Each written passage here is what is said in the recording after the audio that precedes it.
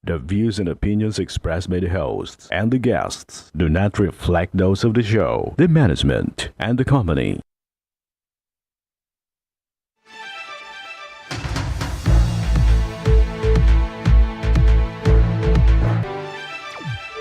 Magandang hapon po sa ating mga masugid na taga-subaybay. Live na po tayo ngayong araw ng Miyerkules para magbigay ng serbisyo publiko. Live na rin po tayong napapakinggan sa 90.3 Radyo Oragon, Sorsogon, 88.3 sa Catanduanes, 90.7 sa Legazpi City at live na rin po tayong napapanood sa ating YouTube account. Napapanood na rin po tayo sa Congress TV tuwing alas 7:30 hanggang alas 8:30 ng gabi mula Lunes hanggang Biyernes sa PTV Digital Channel 14 sa Metro Manila, Channel 46 sa GMA Portabac, sa Channel 2 sa ABS-CBN TV+. At tuloy-tuloy ang pagtulong para sa ating mga masugid na taga-subaybay. Maaari po kayong makatanggap ng 1,000 piso na handog pa rin sa inyo ng ating programa at ni Congressman Saldico. Sundin lamang ang mga naka-flash na mechanic sa inyong screen ngayon at baka kayo na ang aming susunod na matawagan mamaya lamang. I-follow ang aming mga social media accounts, YouTube at TikTok, Ako Bicol Tabang Ora mismo. I-share ang aming live at video uploaded at siguraduhin na nakapublic ang inyong account. At mag-iwan din ng comment at reaksyon sa aming live at video uploaded kasama ang hashtag Ako Bicol Tabang Ora mismo. Umpisahan na natin mga kaibigan ang pagbibigay ng serbisyo publiko. Mula naman sa Camarines Norte, isang misis, labis na raw ang takot sa kanyang mister. Reklamo ni Marie Conda Hamito, 7 taon na raw silang magkahiwalay. Ngunit nitong buwan ng Pebrero ay sinugod raw sila ng kanyang mister at pinagbantaan ng bago nitong kinakasama. At ngayon ay nag-aalala si Marie na makuha sa kanya ang kustodya ng kanyang anak. Mula sa Action Coast Center Satellite Office sa Camarines Norte, makakausap natin si Marie. Hello Marie, magandang hapon sa iyo.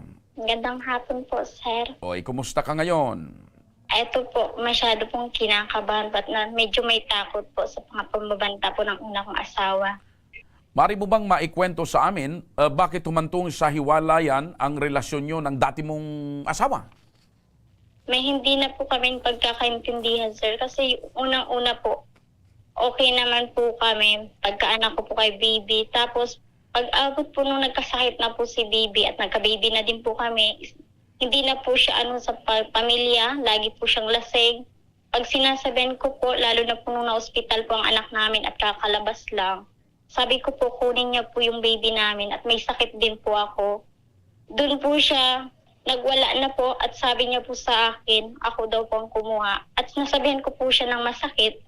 Pag lingon ko po, may hawak na po siyang baril. Tinutukan niya po kami at lahat po ng pamangkin ko, hinabol niya po. Okay. Lalo na po yung pamangkin kong putot balat na po na si Marian. Teka. Mrs. Mal, linawin ko lang ano. So, tinutukan kayo ng baril, may baril itong mister mo. Ang tanong ko, Opo. ang tanong ko, ito bang mister mo, sundalo, pulis, bakit may baril siya? Saan siya kumuha ng baril? Security po siya, sir. Security guard. Opo. Ibig sabihin, yung baril niya, galing doon sa pinagdudutihan niya, dinadala niya sa bahay. Opo. Bawal yun. Yun nga po ang kinakabahan ko sa kanya eh. Bawal yun.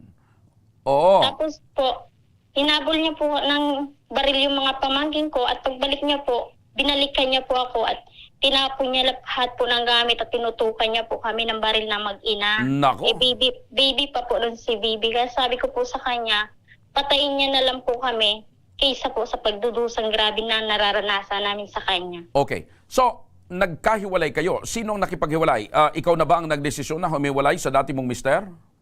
Opo, ako na po talaga, sir. Pero nung pagkatapos po nun, tinanggap ko po siya ulit. Pero nireklamo ko po siya sa barangay nun. Lahat po ng mga ginawa niya, pinitsuran po. Mhm. Tapos po, di po siya umuwi sa amin. Umuwi po siya ikaumaga na. Nagmakaawa po, tinanggap ko siya alang-alang po sa baby namin. Mhm.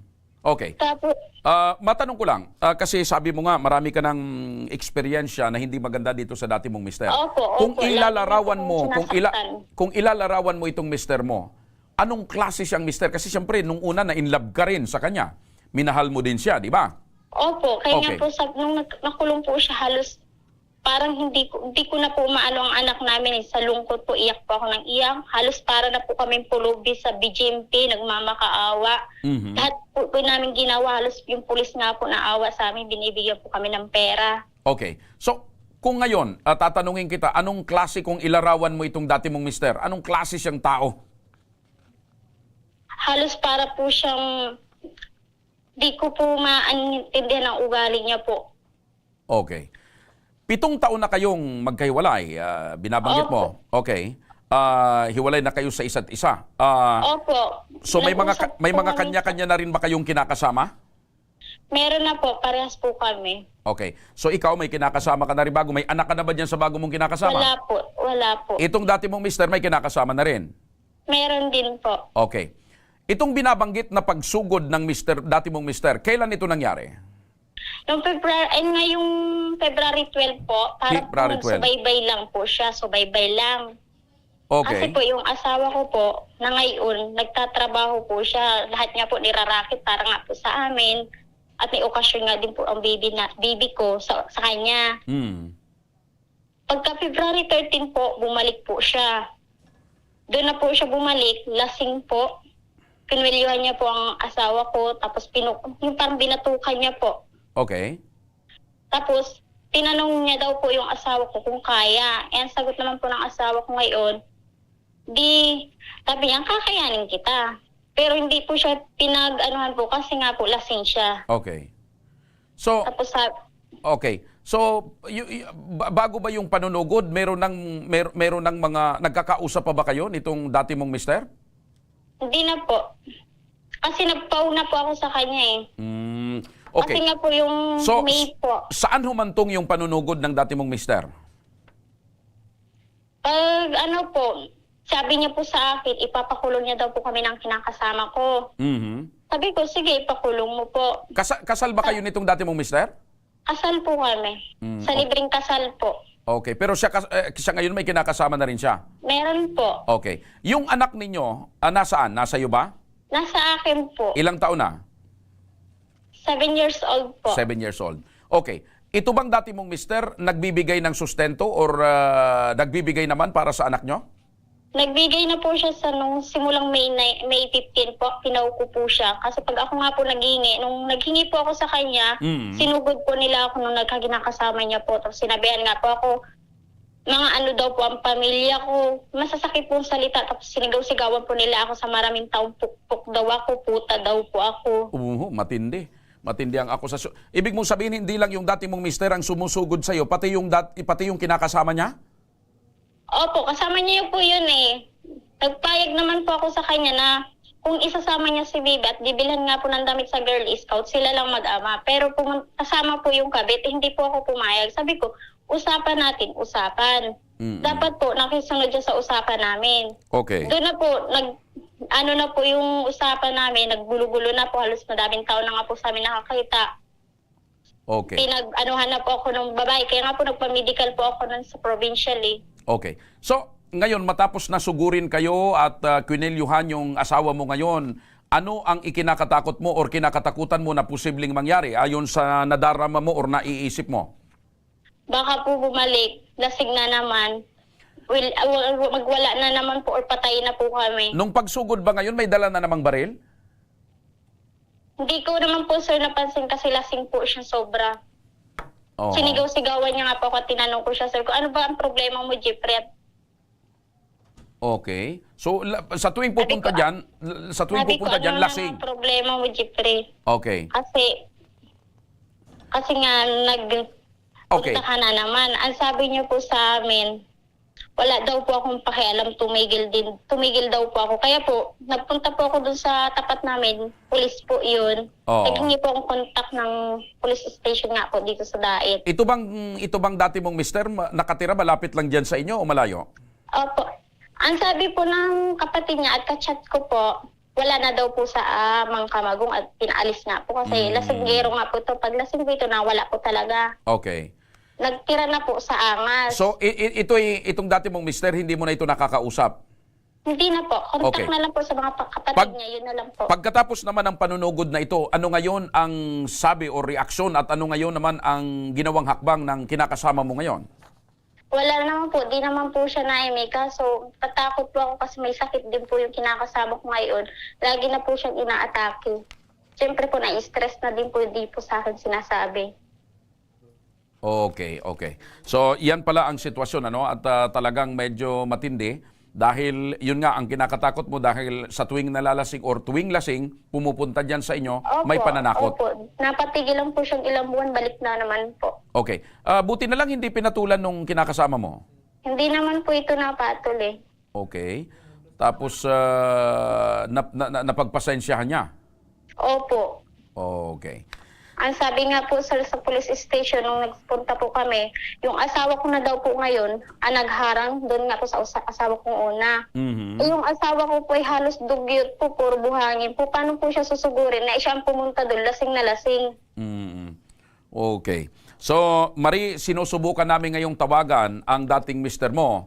Kaso hanggang sa Opo. ngayon ay wala pa rin sa bahay nito. Ayon sa kanilang Oo nga barangay. Po, nasa ano daw po sir, dito sa St. Peter po, dito po sa may 7-Eleven. Dyan daw Nagtitira daw po yan. Diyan na mag-asawa. nagjo-duty.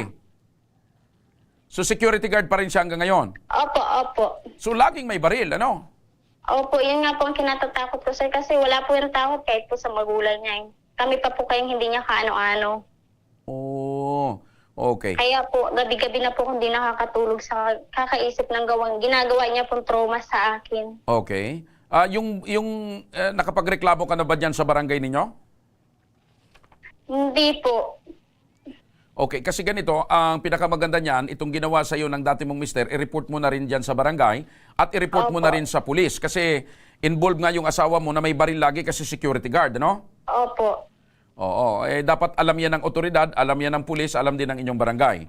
Opo. Kasi delikado yan. Baka pag off-duty, malasing na naman, sumugod na naman, may baril. Kaya nga po, yung po ang kinatatakot ko po lagi. Sabi nga po ng kapatid niya, kami daw po maglayo. Hindi po ako lalayo kasi ang anak ko po nag-aaral. Hindi ko po gusto ko lang po silang makausap ng personal na tigilan na po talaga nila ako. Okay. So, kanina binabanggit mo, sa tuwing susugod yan, kasama yung kinakasama niya.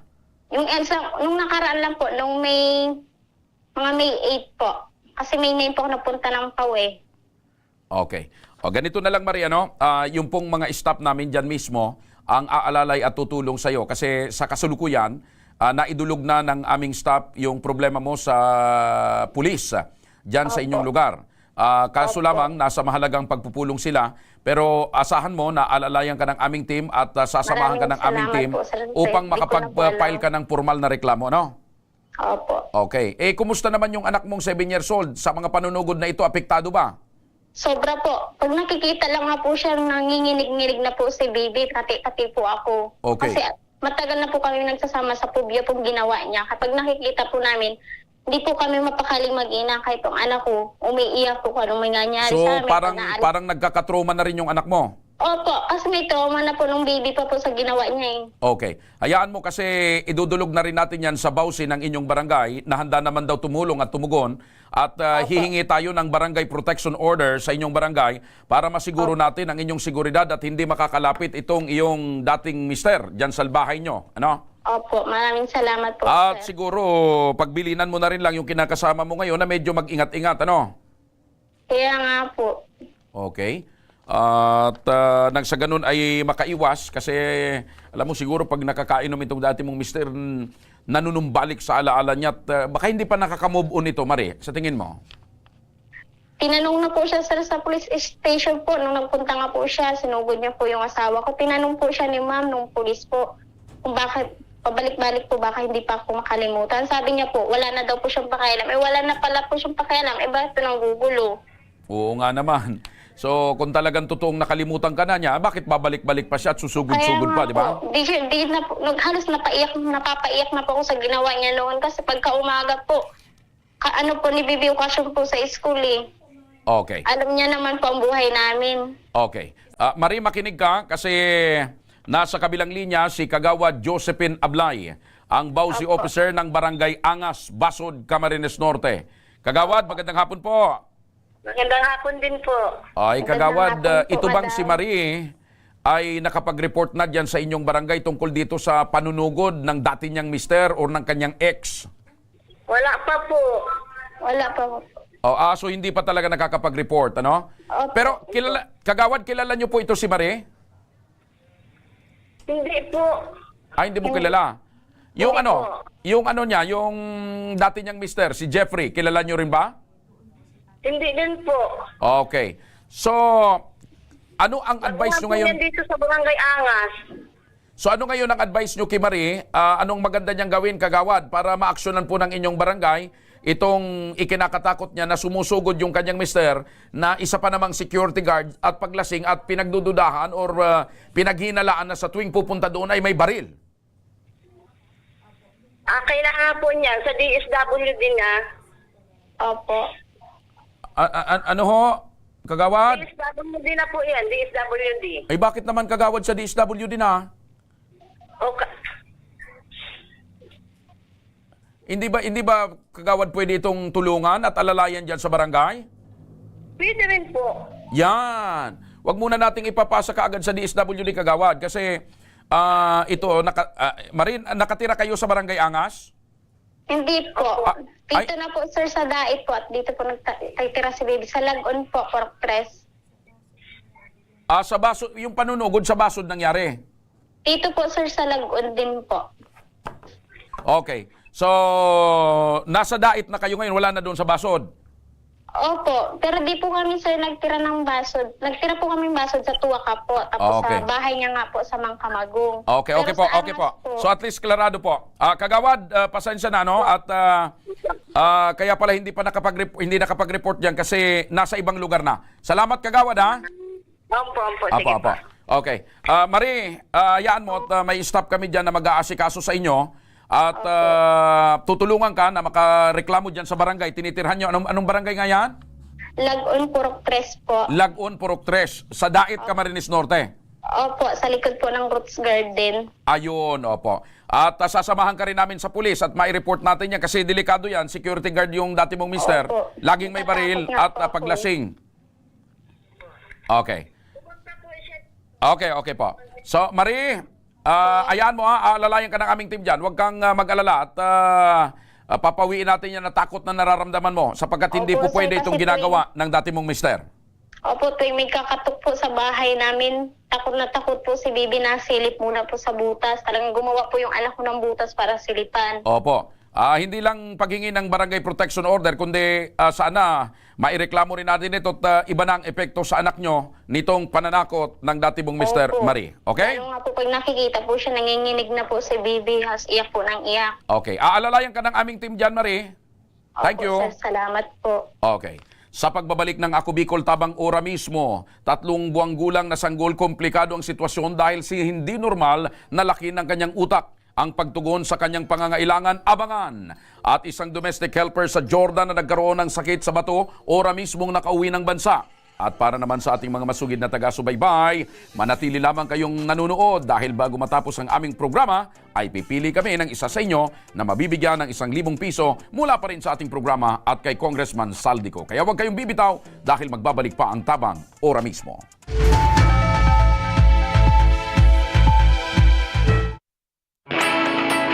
Naghahanap ka ba ng trabaho? Marunong ka bang mag-shoot ng video?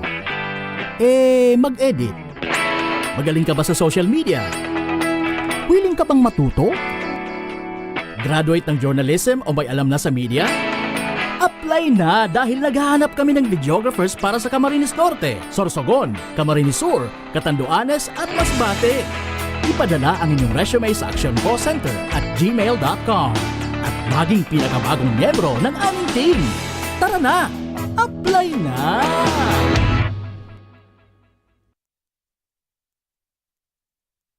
Daan-daan na po ang mga nakapagtapos at may mga kanya-kanya ng propesyon.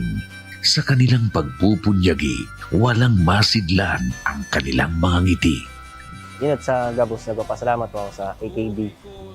Gusto ko lang po magpasalamat sa Ako Bicol sa opportunity na tigtatao po arog po sa kuya na estudyante.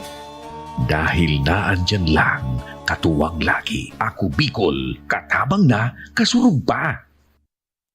Hindi rin nagpahuli sa pagtugon sa mga pangailangan ng ating mga healthcare workers at mga frontliners. Sa simula pa lang nitong pandemya, hanggang sa ngayon, walang humpayang pagtulong. Ay, nagpapasalamat po ako sa pagtaunin tabang hali sa ako Bicol Party List. Salamat kong dakula sa duwang congressman. Kayo nakakatabang sa miya sa gabi. Maaasahan, Ako Bicol, katabang na, kasurug pa. Tucked away in the province of Albay, known for its perfectly shaped Mayon volcano, Misibis Bay Resort, a locally owned 5-hectare private island resort. The resort is ready for all those looking to balance tranquility and adventure. This tropical destination is where guests can either choose to relax under the palm trees or have an adventure under the sun.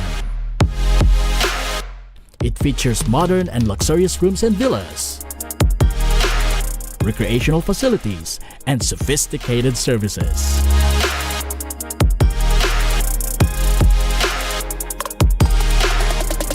Come and experience Misibis Bay Resort, your tropical island getaway.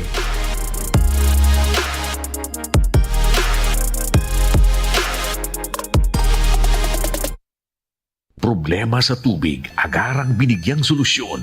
Nagpatayo ng mga solar-powered water supply system sa mga liblib na lugar. Libre, malinis at maaasahang supply ng tubig 24/7. Dakulaon ang pagpapasalamat niya mo. Dahil may ikamalilingan habang kami nabubuhay. Nakulaon nining tabang para sa gabos na tao digdi. Salamat po. Para sa ating mga kababayang nasa laylayan, Ako Bicol, katabang na, kasurug pa. Libo-libo na ang mga nabigyan ng tulong medikal. Bata, matanda, kahit sino man, lahat ng mga may karamdaman, may maaasahan. Nagpapasalamat sa Ako Bicol Party List. Hindi po namin makakalimutan ang tulong na dinala ninyo dito sa aming bayan. Maraming salamat po. Dahil iisa lang ang tunay na nagmamalasakit. Ako Bicol, katabang na, kasurug pa. Nagbabalik ang Ako Bicol Tabang ora mismo. Good news mga kaibigan, kung maalala nyo, isang OFW ang humingi sa atin ng tulong para makauwi ng Pilipinas dahil sibuyas na lamang ang kinakain umano nito at overwork pa raw. Ang ora mismong pagtugon ng ating programa kasama ang tanggapan ni Yusek Hans Leo Kakdak ng Department of Migrant Workers or DMW. Panuurin po natin.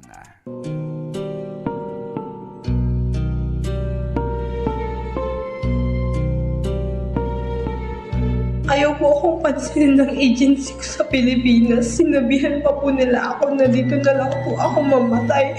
Hindi daw po ako makakauwi. Tapos blinak po nila ako. Bigyan niyo ng po 2 pirasong kamatis tapos sibuyas din daw po yung pinapakain dito. Ayoko po dito mamatay. Gusto ko pong makauwi sa pamilya ko.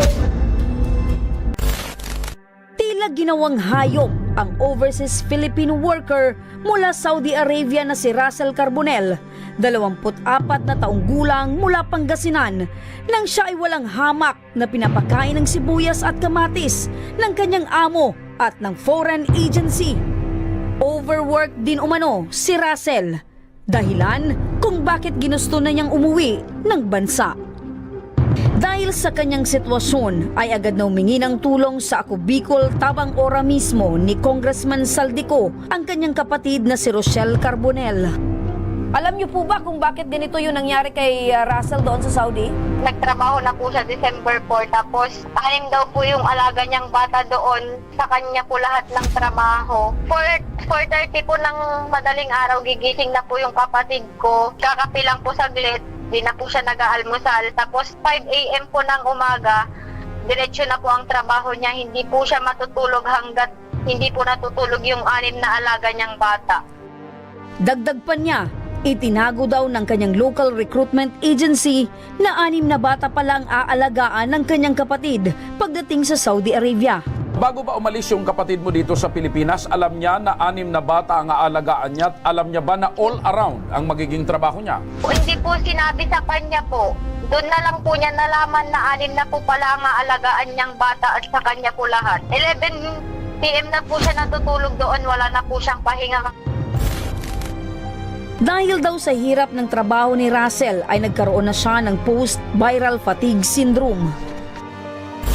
Ngayon, dumating sa doon December 3, December 4, nagtrabaho na siya. Kailan nag-umpisang magkasakit itong kapatid mo? December 6 po. Doon na po siya nag-umpisang nagkasakit po na hindi niya na daw po siya makahinga. Nagpapaalam po siya sa kanyang amo na magpahinga kahit isang araw lang, hindi po siya pinayagan. 2 araw lang siya nagtrabaho, nagkasakit na kaagad itong kapatid mo. Opo, kasi Okay. po sa kanya po lahat wala. Tapos kakain lang daw po siya, sibuyas lang din daw po doon. Dahil sa paghihirap sa trabaho, ay naisipan ng kontakin ni Russell ang kanyang agency. Agad naman daw siyang kinuha ng kanyang foreign recruitment agency. Pero sa halip na makakain daw siya ng tama, ay pinapakain lang daw siya ng sibuyas at hindi tinatrato ng tama. Ngayon ba yung kapatid mo nandoon pa sa mga amo niya o wala na? Wala na po, nandun na po siya sa agency niya. Yung sa agency niya po, pinapakain lang din po sa kanya sibuyas at kamatis. Noong araw din na yon ay tinawagan na natin ang tanggapan ni Undersecretary Hans Leo Kakdak ng Department of Migrant Workers. Ayon sa kanya, ay agad nilang nirescue si Russell nang ipaabot ng ating programa ang kanyang kalagayan. Ang may ulat ko po ay nasagip na po si Russell. Opo. Siya ay nasa accommodation ng kanyang Saudi Recruitment Agency bilang unang hakbang ng kanyang pagsasagip. At hindi magtatagal, maidadala na po natin siya, mapapadala na siya sa ating sariling shelter sa Jeddah. Next, further step, pinoprocess na yung kanyang exit visa at hindi po magtatagal. Matagal na po na siya'y na 3 o pangatlo o pang-apat na linggo ng buwan na ito siya makauwi. Sa lalong madaling panahon sa buwan na ito, makakauwi po si Russell. Sisiguraduhin natin ang pangangatawanan ng kanyang ahensya, yung responsibilidad, yung assistance na dapat nilang ibigay din kay Russell. Bukod pa po ito sa nakaabang na rin na assistance mula sa Department of Migrant Workers, yung ating action funding, financial assistance, para makapagpanibagong buhay po si Russell pag-uwi na dito sa Pilipinas. Nadinig ko kanina na dati na siyang OFW, sisikapin po natin, bigyan siya ng bago na namang pagkakataon sa mahal nating bayan para hindi na po siya umalis ng Pilipinas.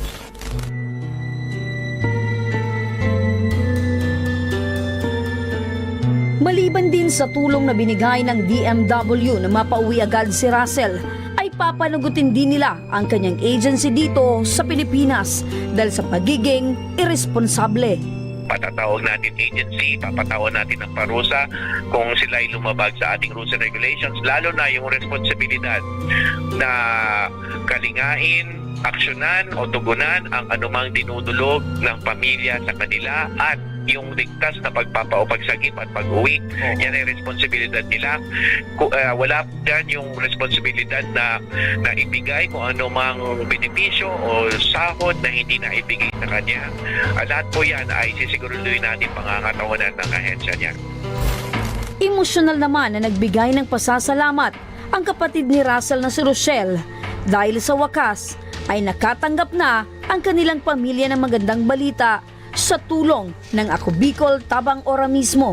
Maraming salamat po dahil kung hindi po sa inyo, hindi po nila asikasuhin yung pag-uwi ng ate ko. Ate, mag-ingat ka lagi dyan. Hintayin mo, makakauwi ka na dito. Babalikan natin yung agency mo.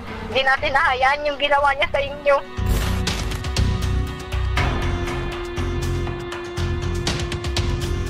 Makalipas ang ilang araw sa tulong ng Department of Migrant Workers, ay makakauwi na si Russell ng Pilipinas.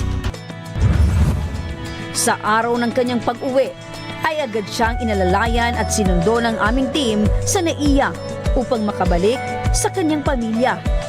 At ilang sandali na lang ay makakauwi na siya sa kanyang pamilya sa Ordaletas City, Pangasinan. Dito ay nagkaroon kami ng pagkakataon na makausap ng personal si Russell. Inabot po ako ng depression. Wala na po akong ginagawa, kundi umiyak na lang po ng umiyak. Tapos nagdadasal na lang po na sana meron pong makatulong sa akin. Hindi rin pinalagpas ni Russell ang pagkakataon na magbigay ng mensahe sa kanyang agency na siyang naging dahilan ng paghihirap niya sa Saudi Arabia. Jo, sana po yung mga ginawa niyo sa amin, yung ginawa niyo sa akin, huwag niyo na lang din pong gawin sa iba. Saka sana po bago po kayo magpalipad ng tao, ayusin niyo po yung magiging employer nila. Kailangan po siguro i-CA nyo rin po yung kalagayan ng tao. Saka kailangan din po i-monitor nyo din po sila. Hindi po yung pagka nakuha nyo na po yung pera, wala na po kayong pakialam sa mga tao. Ngayon ay makakapiling na muli ni Russell ang kanyang mga anak at magulang sa tulong ng ating programa. Umuwi na po ako sa magulang ko tapos sa mga anak ko para makasama ko. Mabawi po yung mga araw na hindi sila kasama. Thank you po sobra sa Ako Bicol Tabang Ora mismo. Sobrang salamat po. Hindi ko po i-expect na ganun po kadali yung magiging process ng pag-uwi ko dahil sa pagtulong ng akin. Sobra po ako nagpapasalamat sa inyo dahil nakauwi na po ako ng Pilipinas. Sana po marami pa po kayong OFW na matulungan kagaya ko. Maraming salamat. Hinatid na ng aming team si Russell sa bus terminal kung saan naghihintay na ang sasakyan niya pauwi sa kanyang pamilya. Natiyak ay hinihintay na din ang pagdating niya. Isa na namang kababayan nating OFW ang natulungan ng ating programa. Asahan nyo na ang programang Ako Bicol Tabang Ora mismo ni Congressman Saldico ay handang tumulong at umalalay sa anumang sitwasyon. Yan po mga kaibigan, ang ating pong napanood ay ang maagap at ora mismong pagtugon ng palatuntunang ito, Ako Bicol Tabang Ora mismo ni Congressman Saldico at ni Yusek Hans Kakdak ng DMW. At ngayon po yung OFW na lumapit sa atin ay masaya na kapiling ang kanya pong mga kapamilya. Samantala, dumako naman tayo sa ating tabang medikal. Kasama natin ngayon si Dan Patrick Pramuso, ang ama ni Trixie Pate, 3 buwang gulang na sanggol na ipinanganak na maliit ang utak. Dahil sa komplikasyong ito, dumaranas ngayon si Baby Pate ng sakit na pneumonia. Magandang hapon sa iyo, Dan. Magandang hapon din po. Kumusta ka ngayon, tatay? Bilang tatay? Medyo mahirap po. Ilan ho bang anak nyo ni Mrs.? 2 po. Pang ilan itong may sakit? Pangalawa po. So bunso ito? Opo. Okay, nasaan ngayon ito si Baby? Nasa ospital pa rin po. Okay, saan ospital? Sa BRHMC po. Okay. Kailan pa itong sakit niya? Nung pagkalabas po niya, nagsimula po yun sa halak lang. Tapos, nung tumatagal, pinapacheck up pa naman namin siya. Tapos sabi ng doktor sa amin, natural daw yun kasi halak lang daw po yun. Pinabayaan lang po namin. Tapos, napansin namin may tumutulo ng sipon sa ilong niya. Pina-check up ulit namin siya. Pagkatapos po nun, niresetahan po siya ng antibiotic. Pinainom naman po namin siya. Tapos nung January 30, pumasok po ako nun sa trabaho. Nag-chat po yung asawa ko. Dinala daw nila yung anak ko sa emergency sa Ligao dahil nag-convulsion daw po. Okay. Doon na po nagsimula. Ito bang sakit na dinaranas ng anak mo ngayon, may connection ba ito doon sa sinasabing sa utak niya? Meron daw po. So ano po ang sabi ng doktor? Ano daw po ang dapat gawin at ano po ang remedyo dahil nga medyo maliit daw yung utak ng bata? Kailangan daw po mag-maintenance ng gamot ng anak ko para daw po hindi po mag-seizure kasi pag hindi daw po nakainom ng gamot yung anak ko, anytime daw pwede po yung mag-convulsion yung anak ko. Okay. So ngayon, Dan, ano ang trabaho mo at si Mrs.? Wala po. So wala kang trabaho? Opo, hindi si po Mrs. wala din? Wala din po. Okay. So paano ngayon natutustusan nyo yung pang-araw-araw na pangailangan? May isa ka pang anak. Meron yung po. pang-araw-araw na buhay tapos itong gamutan pa. Opo. Nangungutang po ako sa mga kapatid ko. 11 naman po kami magkakapatid. Yung ibang kapatid ko po, medyo meron naman. Nanghihirap po ako sa kanila. Minsan po, naghahabal-habal po ako. Pa extra para meron din pong pagkakitaan. Pero nung na-confine ulit siya, wala na po talaga akong matakbuhan. Okay. So, sa parte mo yan na ikaw ay pa-extra lamang sa paghabal-habal, wala kang permanenteng trabaho. Opo. Ano sa pakiramdam na ganito yung sitwasyon na pinagdaraanan nyo? Sobrang hirap po. Halos, hindi ko na lang kung anong gagawin ko. Okay. Sa pamilya nyo ba, siya lang bang may ganitong sitwasyon na maliit ang utak? Opo. Okay. Ikaw ay dumulog at lumapit ngayon sa palatuntunan ito ni Congressman Saldico na ako Bicol Tabang Ora mismo.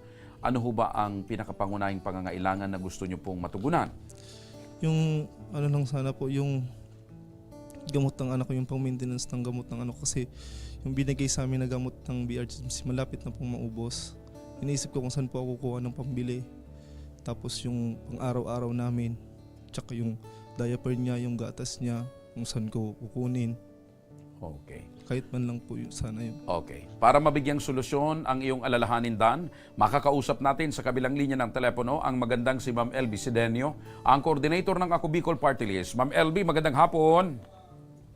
Yes po, good afternoon, Sir Josh. Ma'am LB, ito, nandito si Dan ngayon sa ating studio. Matindi ito pong pinagdaraanan niyang hirap at pighati dahil yung anak niya nga ay naandyan sa ospital.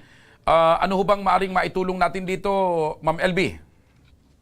Yes po, Sir Josh. Naririnig ko nga po kanina sa tatay. Ang sa atin po, sasagutin natin ang kanyang hospital bill. Once po na may hospital bill na sila tatay, dalhin lang po sa atin dito sa Malasakit Center, Table 4, sa assessment area. Tutulungan po natin sila na malibre ang kanilang hospital bill na wala silang babayaran. At yung pong mga gamot, Ma'am LB, na sinasabi niya na medyo paubos na daw kasi yung mga gamot nila. Once po ng gamot available po dito sa atin, sasagutin po natin. Pag available doon sa ospital, sasagutin na ng Ako Bicol. Salamat. Ayun. Maraming salamat po. So, ora mismo yan, Ma'am LB. Ano po? Yes po, papuntahin lang po sa akin sa tatay. Once po na may bill na, and then kung ano po yung mga kailangan niya, tutulungan ko po siya mahanap yung paraan kung paano natin matutulungan Okay. At saka tatay. itong patungkol sa gamot, siguro pinakamaganda lumapit dyan sa tanggapan mo, Ma'am LB, itong si tatay, pumunta na Yes dyan po, sa'yo. yes po. Para Para malalayan ma-assess na ko po kaagad. ng tama. Okay. Maraming salamat, Ma'am LB, sa ora mismong pagtugon ng Ako Bicol. Mabuhay ka. Thank you so much. Thank you so much po. Yan po bagang utos sa atin ni Boss Albi and then ni Congressman Jill. Huwag nang pantayin ng mga pasyente. Bigay na kagad kung ano yung kanilang kailangan. Okay. Narinig mo, Dan. Maraming salamat po. Bukas siguro, puntahan mo na kagad si Ma'am LB kasi yung mga para sa mga gamot, maalalayan ka na. No? Opo. Okay. At narinig mo naman, sagot na ng Ako Bicol kung ano man yung babayarin mo sa ospital. Maraming salamat po. At bukod dyan, Dan, ay mayroon pang inilaan na halaga ang palatuntunan ito ni Congressman Saldico at mula kay Congressman para magamit mo doon sa diaper na sinasabi mo. Thank you po. Gatas. Gatas ba yun? Opo. Maraming salamat po. Pambili mo. At maliban dyan, dahil hindi ka naman ngayon nakapaghabal-habal, pag uwi mo, lutuin mo na rin ito. Mayroon pa bang lulutuin dyan? May diaper na nga pala. May diaper na. May pagkain pa. Maraming salamat po. Okay. So, Dan, ano ang masasabi mo sa palatuntunan ito ni Congressman Saldico at ng Ako Bicol Party List? Nagpapasalamat po ako sa inyo sa Ako Bicol Party List sa tulong po na binigay niyo sa akin. Hindi ko po ito makakalimutan. Maraming salamat po at sa Panginoon. Hangad namin na makarecover at gumaling yung anak mo. Salamat. Sabayan mo lang ng pananampalataya at pananalangin. Alam mo, may mga bagay dan sa ibabaw ng daigdig na hindi yan nadadala ng mga siyensya. Opo. Minsan may mga milagro tayong dapat mangyari galing sa pong may kapal. Opo. Okay? Eto na mga kaaksyon, tuloy-tuloy ang pagbibigay ng tulong ng ating programa. Tatawagan ko na ang maswerteng napili ngayong araw na makatanggap ng 1,000 piso mula sa Ako Bicol Tabang Ora mismo ni Congressman Saldico. Hello, magandang hapon. Sandali, medyo nasaan ba? Ano mo, boss? Loudspeaker mo. Sige. Hello? Hello po. Yan! Magandang hapon. Ano pong pangalan po ninyo? Magandang hapon din po, Sir Joshua. Ano pong pangalan Michelle po ninyo? Malano po. Michelle Malano. Michelle Malano, taga saan ho kayo? Piuduran Albay po. Saan dyan sa Piuduran? Dito po sa Salvacion. Salvacion. Okay, anong trabaho? Ang trabaho no? Housewife po, bagong panganak lang po. Pang ilan na yan? Bagong panganak na yan? Pang-apat. May plano pa bang dagdagan? Pag linaw-linaw na ng ihi? Wala po yung asawa ko, nasa Manila, kaya di nasa pa po Manila. madadagdagan. Pero plano mo pang dagdagan niya na pang-apat na yan? Depende po, pag binigyan ulit. Ayun, talagang ayos pa. Okay. Ano ngayon ang gagawin mo sa 1,000 piso na regalo ni Congressman Saldico at ng Ako Bicol Tabang Ora mismo? Pambili ko ng diaper ng anak ko, saka kailangan niya po. Lagi ka bang nanonood ng programang ito? Opo. Anong Saka pambili na rin ng bigas. Ay, anong masasabi mo doon sa tinalakay nating issue kanina sa programa at yung reklamo? In love pa rin po si Mister. So hindi pa rin nakamove on, kaya sumusugod. Opo. Okay. Congratulations sa'yo. Huwag mong ibababa ang iyong cellphone at may staff kami nakakausap sa'yo para magkaalaman at magkaintindihan kayo kung paano makakarating sa'yo ang 1,000 piso. Opo, maraming salamat po. Alright. Samantala mga kaeksyon, tuloy-tuloy lang po kayong sumubaybay sa ating programa at malay nyo sa inyo naman ang swerte dumapo o baka kayo naman ang mapiling makatanggap ng tulong mula sa Ako Bicol Tabang Ora mismo. Sa mga may problemang legal at medikal na nais humingi ng tulong sa ating programa, maaari po kayong magsadya sa aming tanggapan sa ground floor po ng Embarcadero de Legazpi, Victory Village, Legazpi City. Bukas po ang aming tanggapan mula Lunes hanggang Sabado alas 8 ng umaga hanggang alas 5 ng hapon. Sa mga nasa Metro Manila naman po at kalapit na lugar, maaari po kayong humingi ng tulong sa Action Co Center sa North Wing ng Batasang Pambansa. Magpunta lamang po kayo tuwing araw ng Lunes alas 8 ng umaga hanggang alauna ng hapon. Maaari rin po kayong magtungo sa Ako Bicol Tabang Ora mismo ni Congressman Saldico sa Camarines Norte, dyan po yan sa mismong Kapitolyo. At para naman sa mga taga Camarines Sur, dyan po sa Zona 2 sa Tagung Tungguwa, Camarines Sur. Bukas po ang aming tanggapan mula Lunes hanggang Biyernes alas 8 ng umaga hanggang alas 4 ng hapon. Maaari din po kayong magpadala ng mensahe sa aming official Facebook page na Ako Bicol Tabang Ora mismo. Kahit anong reklamo po ay aming tinatanggap. Huwag nyo rin pong kalimutang i-follow ang aming mga official social media accounts, sa aming Facebook account, YouTube, TikTok account, Ako Bicol Tabang Ora mismo. Hanggang bukas mga kaibigan, sama-sama nating aaksyonan ang mga problemang medikal at legal. Ito po ang programang may paninindigan at patuloy na tutugon sa inyong pangangailangan. Ako po, si Mr. Siram, Joshua Martinez. Maraming salamat. God bless Bicolandia. Ito ang Tabang Ora mismo. Action ko sa mga nangangailangan. Action ko lahat ay dadamayan. Noon at ngayon tayo'y sinamahan. Action ko patuloy na magsisilbi. Action ko sa mga nangangailangan. Action ko lahat ay dadamayan. Noon at ngayon tayo'y sinamahan. Action ko patuloy na magsisilbi. Isang masipag na pilang